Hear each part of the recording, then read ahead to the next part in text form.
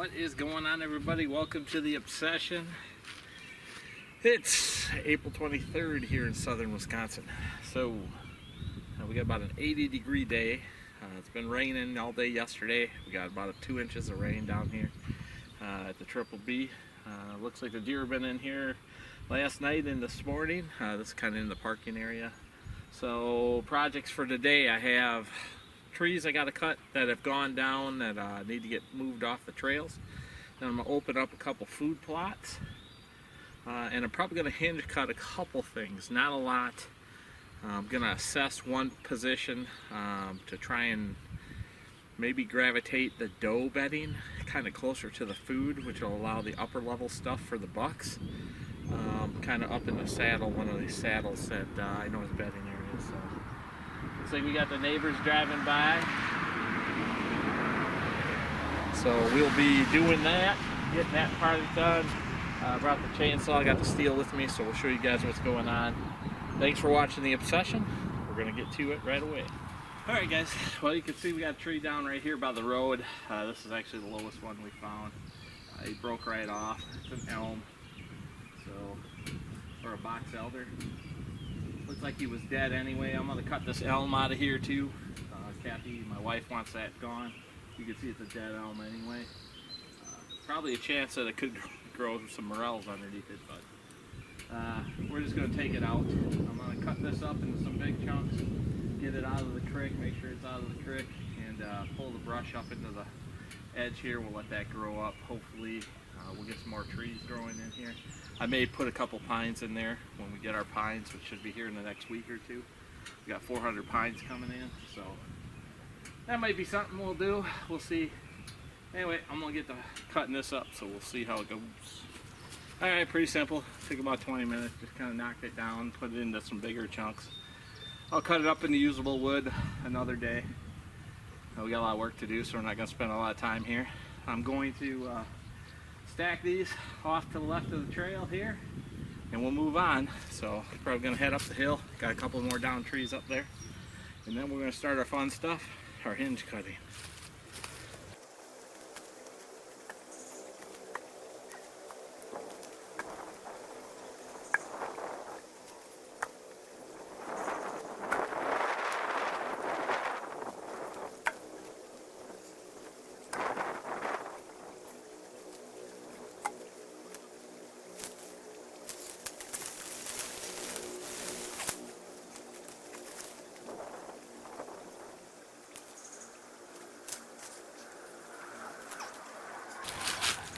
So, upon further assessment, that's where we're going to go with this.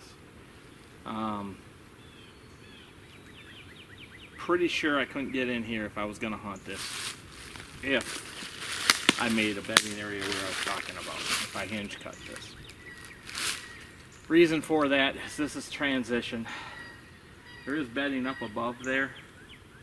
Not a ton, but I know they use it because I was in there this winter. And there's quite a few beds in there, so I think I'm going to leave that for the bucks. I'm going to emphasize the stuff down below. I'll turn the camera around so you guys can kind of see where we're at down here. I'm going to emphasize that, do a couple hinge cuts down there. Not a lot, just a few. And that will help give a little more space for the does to bed between the does and the bucks. That keeps them down really close to the food, within 100 yards of the food. And it'll allow me to get in and out of here for midday hunts. And that's what I'm thinking this is going to be. I'm thinking this is a rut midday hunt. So transition zone between obviously bedding area and bedding area. Bedding area to the east, which is 120, 140 yards away. Bedding area to the west, which is 100 yards away. Hopefully during the rut you would catch them bucks transitioning in and out of here. And this is when I say midday hunt, I'm saying coming in here like 11 a.m. and hunting it till 2, maybe 2:30. Then you're going to have to get out. You could probably hunt it in the evening, but you got food plots down below you, so if you get downdrafts, you're going to educate deer that are going to the food plots, or any deer that may cruise down below you, which is, we're creating 3/4 of a mile basically of edging with corn and switchgrass this year out here to the north side of my property here, the bottom down the hillside. So at that point you might just be educating deer. Have to assume that's what would happen. So I would probably get out of here about 2 p.m. and head down to a lower stand, or depending on wind direction, assess which stand I would head to from there. But that's what I'm thinking. We are going to move this stand from the tree that it's in over 25 yards to a bigger big weed maple. I'm going to leave this year open, and we will educate ourselves on what we got going on here because of all the big deer pictures. That's why I want to be in here. And you know, sometimes there's spots you just can't get into and it's not worth educating your deer. So we'll assess that again for this year, and this is something we'll keep in mind for next year. So right now I'm going to go behind the camera. I'll show you guys that here in a second, and I'm going to hinge cut a couple of these trees down here. We got some elms, we got some box elders, which would be really nice, and we're also going to move to the east a little bit and help hinge cut a couple more box elders over in that bedding area we know is there now to help emphasize that. Hopefully we'll be able to hold all the does down low, and it'll give the bucks space here on our upper bedding areas to lay mature bucks. So we'll see how that works this year. Like I said, on the Triple B, we didn't have a lot of hinge cutting or TSI that we have to do, just assessing a couple small areas. So let's get to work.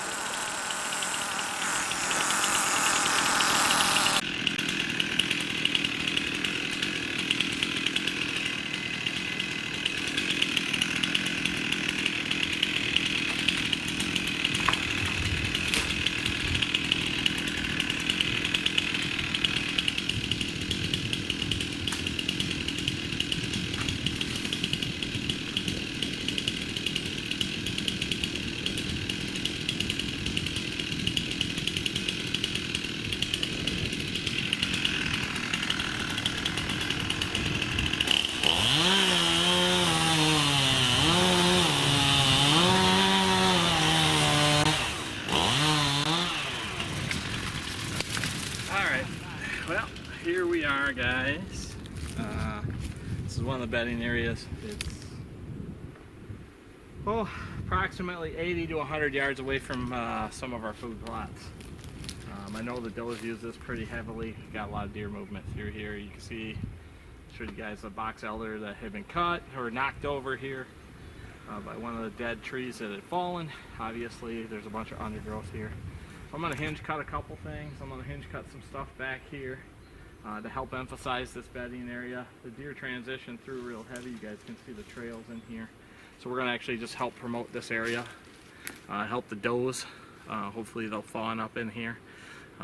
There are some dead elms that I think I could cut, but they're far enough away from the trail that I just think I'm going to leave them. Maybe we'll get some mushrooms growing up underneath them, get some morels out of there. Hard part about my property is it faces to the north quite a bit, so we don't get a lot of morels in here. Maybe some late ones, but that's about it. One of our stands that I told you about with the water hole mock scrape setup that Bruce Berry missed Iron Maiden out of this year is not but 30. I see the mock scrape's about 25 or 30 yards away from here. Water hole is probably 35 or 40. I do know sneaking in here in the morning, you can come right up this logging trail. stay on the east side of the property, come up this logging trail and get right into that stand without busting deer. They're all out in the field yet, so that helps. Your entrance is pretty much covered there, so that's a win-win all the way. We could also come across the top edge, the far east side of the property, and then drop down in. I think that would work also.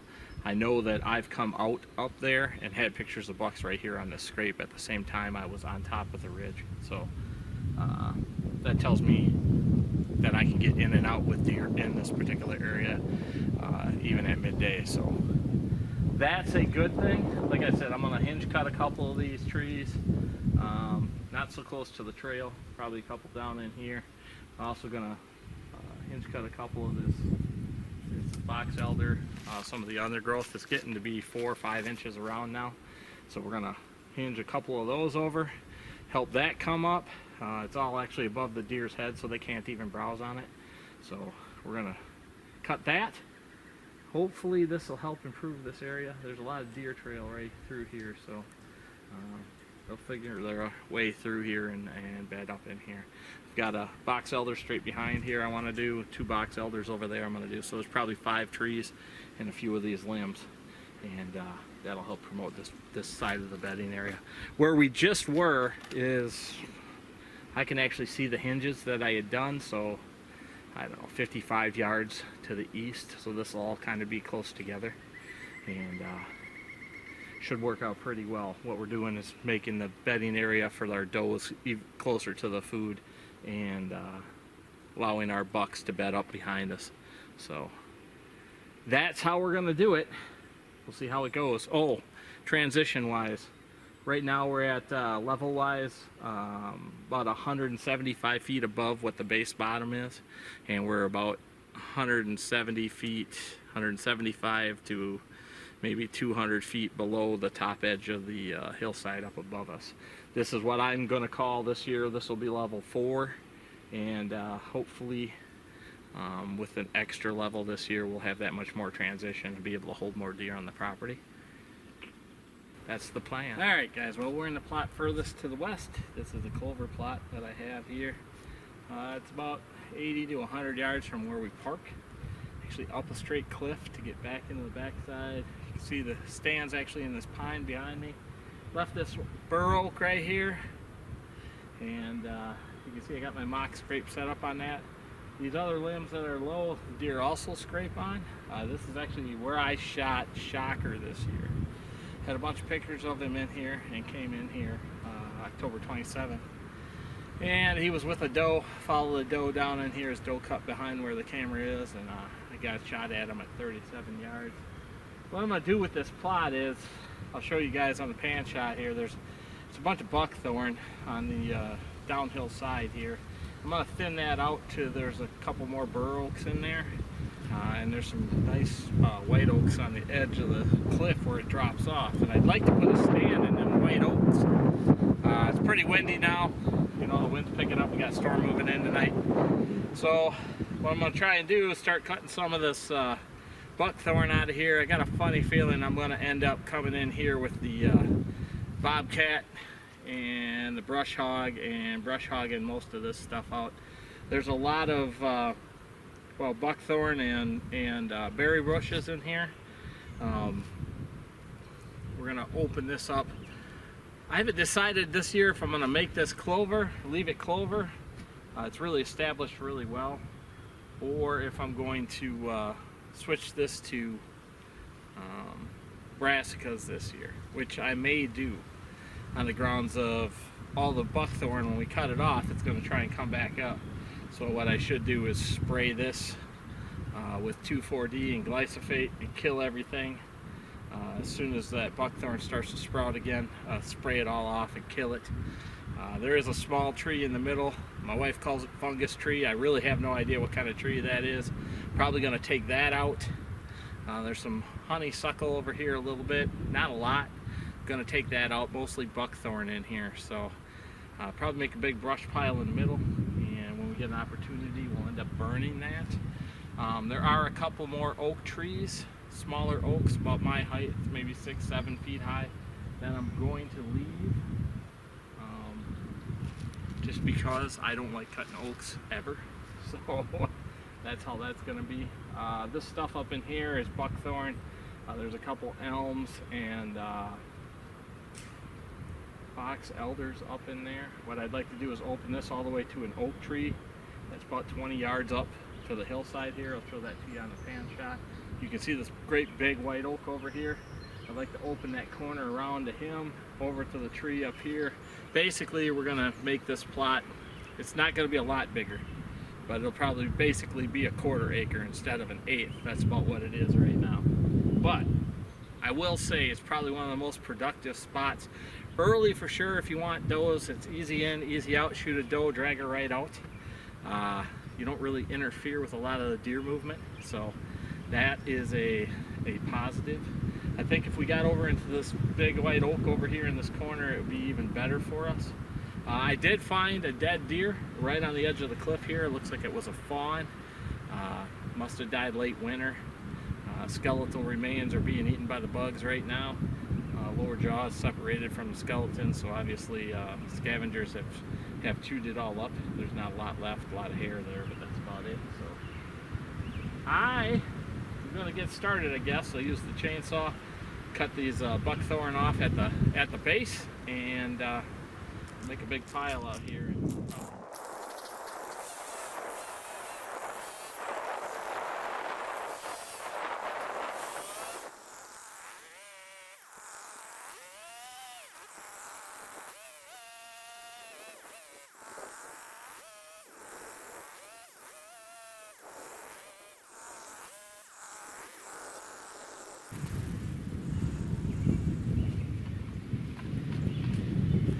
Well, that's about enough for today. Got it opened up to probably 3/4 of the way. The back side's opened up almost to the oak tree. Probably just a couple more stump or trees to cut out of there. We're going to work our way back this way. Hopefully we'll come back tomorrow. Depends on what the weather does. We got rain moving in tonight. I don't know how long it's supposed to last for tomorrow. Tomorrow will be a little bit cooler, which will be a little bit nicer. You can see we opened up the honeysuckle there and the buckthorn.